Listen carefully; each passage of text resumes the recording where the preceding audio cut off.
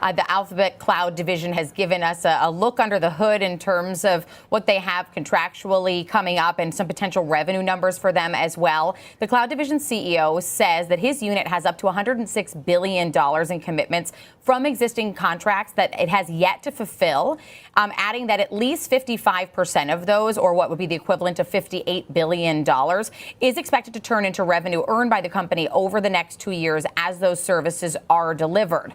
Now, Alphabet is, of course, among these tech companies racing to build out data center capacity in order to serve this growing demand for AI processing.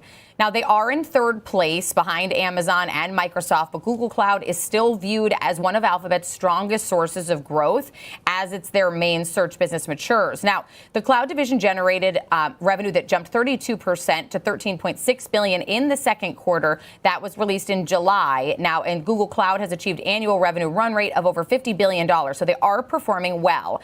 These comments from CEO of that cloud division, Thomas Kurian, came at the Goldman Sachs Communacopia and Technology Conference in San Francisco, and he said, quote, "It's growing faster than our revenue. Not only are we growing revenue, we're also growing our remaining performance obligation." And like you said, Nicole, they're trading near all-time highs. Their all-time high of 240.47. Right now, they're at 239.90, so very close there.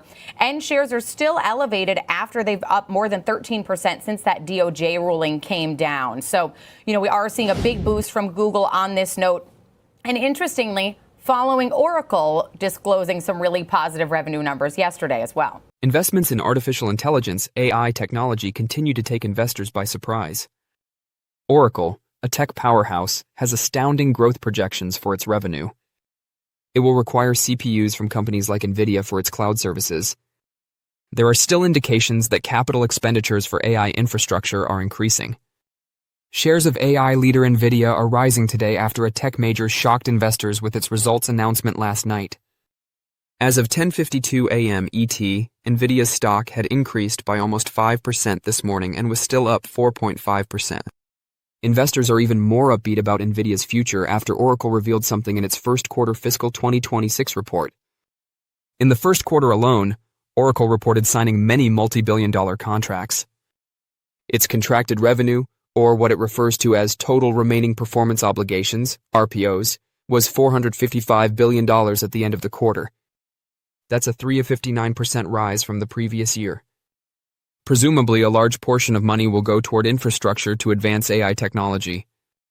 According to Safra Catz, CEO of Oracle, it was an astonishing quarter, and demand for Oracle Cloud infrastructure continues to build. Over the next months, she continued, the company anticipates adding a number of more multi-billion-dollar clients to further expand its cloud offerings. Spending money on processors from Nvidia and other cutting-edge semiconductor firms will be the outcome of all that computing infrastructure. Over the past month, Nvidia's stock has declined as investors have been concerned about a potential halt in the development of AI spending. However, there are indications that investments in AI are increasing. Oracle also outlined how its investments will yield returns. By 2030, cloud infrastructure revenue is predicted to soar from $18 billion in the current fiscal year to $144 billion. That's encouraging for Nvidia as big tech firms seek to recoup their AI expenditures. Spending on Nvidia's products will keep rising as proof of those sales gains mounts. That's a strong sign that Nvidia stock will rise in tandem. Some companies are designed to be successful no matter who runs them. That's what the thriving chipmaker Nvidia has turned into. It excels in both its industry software and hardware sectors. Investors are still discussing the advice that Warren Buffett gave in his 1982 annual letter to Berkshire Hathaway shareholders. He claimed that when a management team known for their genius takes on a company known for its poor economics, the company's reputation is what survives. The takeaway for investors is straightforward. Look for companies that are so strong that they cannot be destroyed by even a subpar management team. And one of today's hottest growth stocks is a fantastic fit for that definition.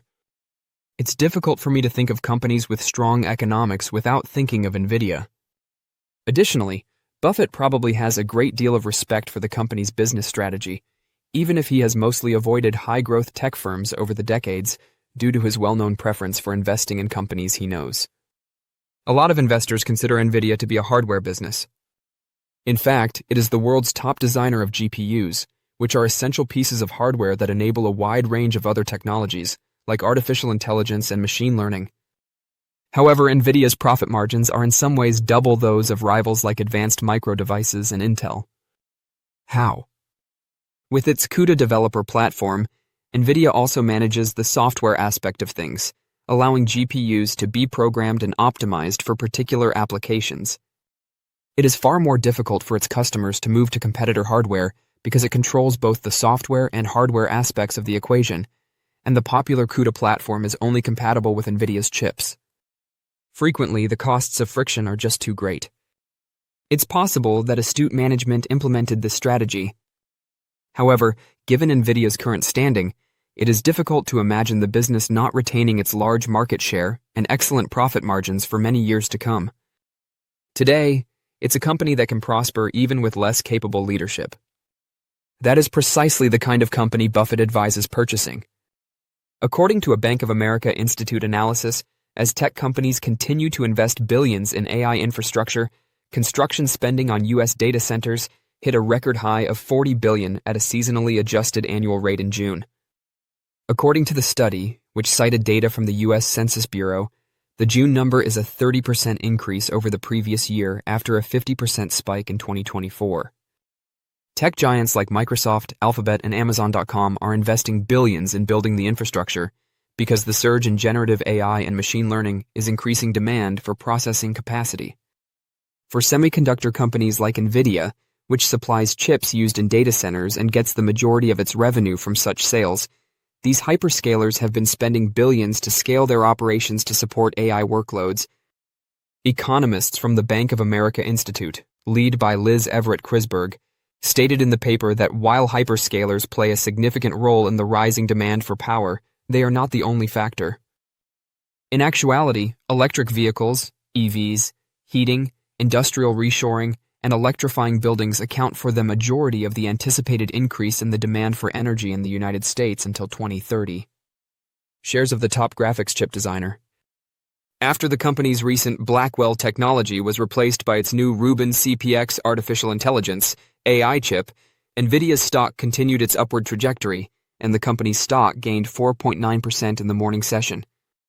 With the capacity to manage context windows larger than 1 million tokens, the new processor is built to handle sophisticated tasks like producing software, making films, and processing enormous volumes of data.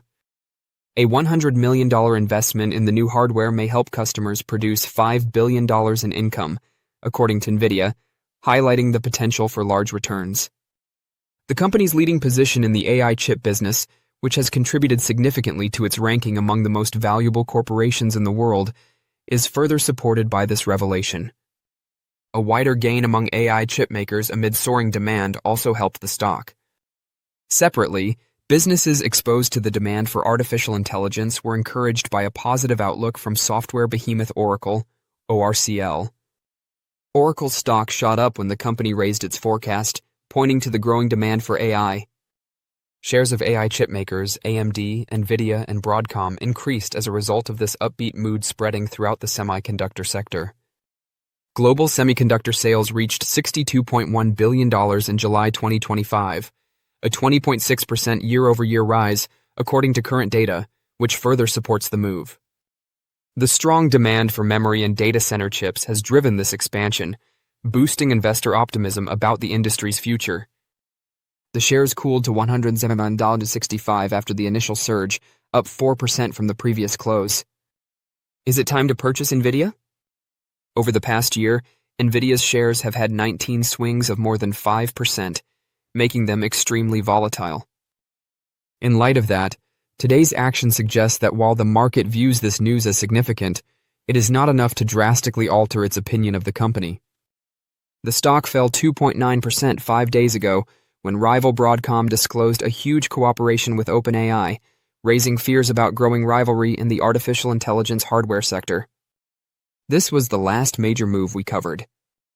In an effort to reduce costs and improve AI performance, prominent tech companies are increasingly creating their own processors, as evidenced by Broadcom's announcement of a $10 billion custom chip contract with OpenAI. Amazon, Meta Platforms, and Alphabet are also pursuing this approach. The move led HSBC analysts to warn that by 2026, the market for custom silicon would grow more quickly than Nvidia's general-purpose GPU division. Nvidia is trading near its 52-week high of $183.16 from August 2025 at $107.65 a share, up 28.4% since the start of the year. Investors would now be looking at an investment worth $14,430 if they had purchased $1,000 worth of Nvidia shares 5 years prior. Don't forget to share your thoughts and experiences in the comments below. Your input helps create a more knowledgeable community where we can all learn and grow together in the world of investing. Stay up to date with the latest market trends, insights, and key updates by subscribing to Investing Tutorial. We're here to help you make smarter investment decisions and stay ahead of the curve. Absolutely. I mean, well, part of it is also just Larry's, long-held plan. He's going to get in the cloud. He's going to be one of the hyperscalers. I think that was written off for a long time. But he's growing right now at the very high end of the cloud market. Now, on a smaller base, of course. But so the cloud dreams came true. So can the AI dreams come true? And I think the thing that investors are looking at is that backlog, nearly $500 billion, $455 billion backlog. For AI superclusters, capacity-heavy cloud contracts. They're seeing all the things getting on the books. That is driving investor sentiment, I think, more than the minor miss they had. So the guidance for cloud infrastructure revenue, they're guiding for that to reach $144 billion by 2030. That is up from $18 billion this fiscal year. When you think about that growth trajectory, do you think that is sustainable? Well, right now, despite all the AI hype, the demand is there. The massive data center investments across the industry are there because they're selling the AI. The services are being purchased, and admittedly, a lot of them are other technology or other AI companies that are then reselling those. But right now, the dream is still holding true. It's some call it a bubble. Right now, our analysis says that AI is just beginning, and even though there's a little bit of a trough of disillusionment forming, right now, it looks like this is the smart bet to make. Okay, so you say your analysis shows that, in other words, we're in the early innings. Is that what you're saying? We are in the early innings of AI. There is so much more to unfold. We're just now getting into the capable AI that can do what a PhD level human can do. That unleashes lots and lots of business value. The data shows the benchmarks are demonstrating that the time on task, that is how long an AI can actually do useful business work, is gone from minutes to now hours of sustained work. That has a lot of implications for automation. And we're seeing that chief information officers who are controlling all that IT spend in businesses, their biggest fungible budget is AI. After cybersecurity. And so those are the only two big budget items that are growing. And so this is going to drive growth in the industry through 2026 and beyond.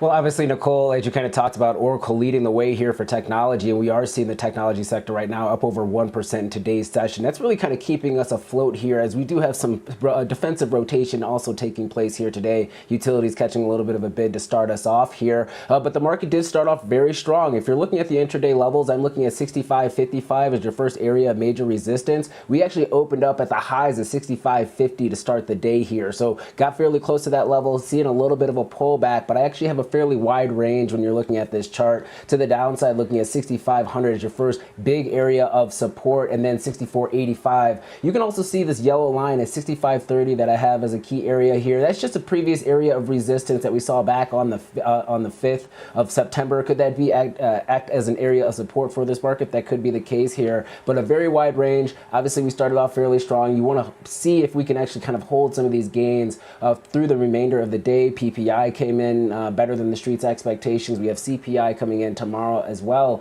So we continue to make new highs, continue to make higher lows. And from a technical standpoint, Nicole, this is still in a bull trend. We have not seen the September woes that we were kind of expecting to start off this month, at least so far. Let's see if we're going to be able to hold that up.